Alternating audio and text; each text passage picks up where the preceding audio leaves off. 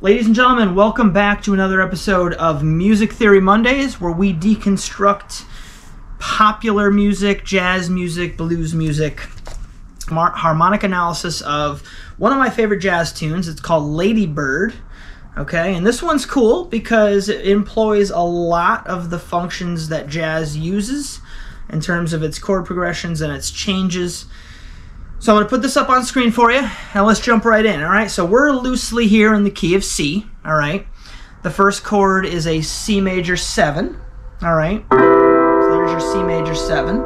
Maybe we should turn that down just a hair. There's your C major 7. The next chord is an F minor 7, all right? Now the F minor 7 is not in the key of C. So what do? Well, before we come up with some theories on what this is and how it fits, let's take a look at the next chord. The next chord is a B flat 7, all right? B flat dominant 7. And as you guys probably know, if you've watched this series from beginning to now, you know that that 7 chord is the 5 chord, all right? And it's the 5 chord of the key of E flat. All right, now the F minor 7 is the 2 chord in the key of E flat. So we're pulling a 2 to 5 from the key of E flat. Then we're right back to the C major 7 as the 1 chord. So we're reestablishing that home base. So far we have this. We have C major 7, F minor 7, B flat 7, and then back to the C major 7, okay? We're then followed with a B flat minor 7, all right? That chord is also a 2 chord, and it's the 2 chord of A flat major. The following chord is your E flat 7, all right, which is your 5 chord of A flat major. And then we finally resolve that progression to A flat major 7. So those last 3 chords present a 2-5-1, which, as you guys probably know, is a very common jazz chord progression. B flat minor 7's the 2, E flat dominant 7's the 5, and then of course the A flat major 7 is the 1. All right.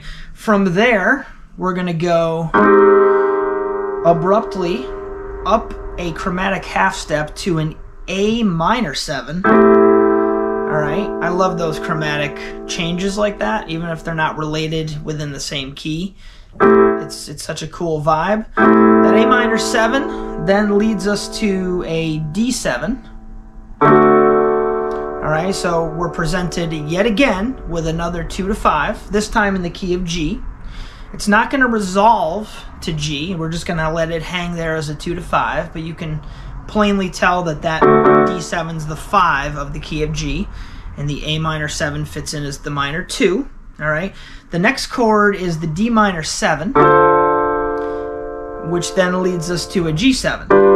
And as you know, that G7's the 5 chord in the key of C.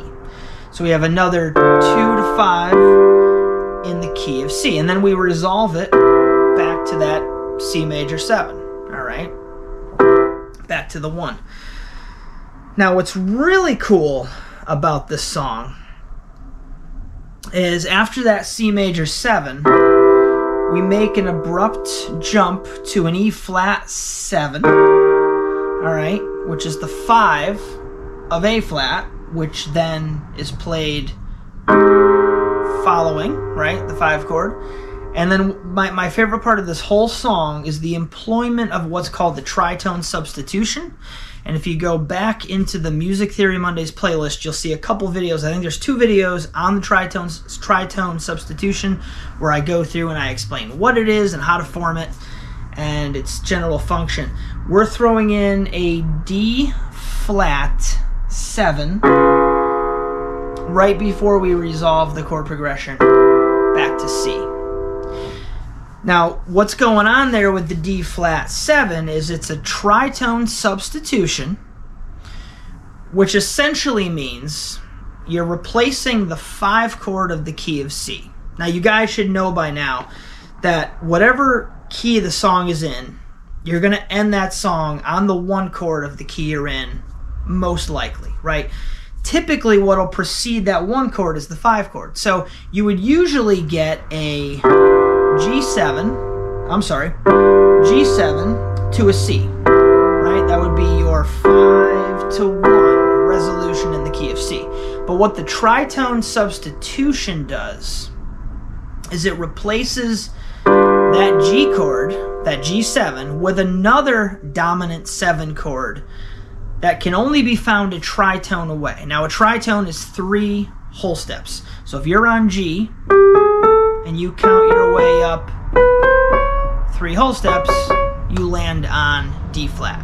So now you're going to play a D flat 7 as the 5 chord, the new 5 chord, and resolve it back home. Now, what's really cool about that in the left hand is you have a bass line that goes from D flat down to C. Whereas if you had played the G7, you would have gone from G to C. But now you're going from D flat to C. And because they're both 7th chords, it resolves quite nicely. And because it's that half-step relationship, another reason why it resolves quite nicely. That's pretty much it. I do want to add one thing to this. The very last chord of this song is what's called a C6-9. Now, a C6, let's start this off real basic. A C major chord is just C, E, G, right? A C6 is when you add the 6th note away from the root, which is A. And then a 9 is the same as the 2, but up an octave. All right, so I'm going to voice this with 2 different hands here, and we're going to go. All right, so what we have is we have a C, an E, a G, an A, and a D way up high. The C, E, and G is the major triad. The A is the 6 in the chord title, and the D up here above the octave is your 9. All right. Now that might not be the tastiest voicing, but for teaching purposes, that's what we're gonna do. So the C6-9 is a really cool chord because it has a sus feel, but it also has a 6 instead of a 7. So it's very different. And the other thing that's really cool, the interval between that 6 and 9 is a 4th. All right, so you get a quartal sounding harmony amongst a traditional tertiary type of harmony. I think that's as far as I'm going to go today, guys. I'm out of chords. But there you have the song Lady Bird, one of my favorite jazz standards of all time, loosely in C, doing a not so random display of 2 to 5s in various keys related to the key of C, right? And then at the end, you have the great culmination of the E flat 5, E flat 7 as the 5 chord resolving to A flat major, and then the tritone substitution is thrown in place of the G7, creating that beautiful. Can't play today. Right? There you have it, guys. I hope that was enough. I'm gonna stop talking now because I think we're done. Thanks for watching. Leave some likes, leave some subscribes, right? Hit the bell, leave a comment. Let me know if you guys have any jazz standard requests for me to look at and talk about, and we'll go from there. Thank you again for watching. Have a great day.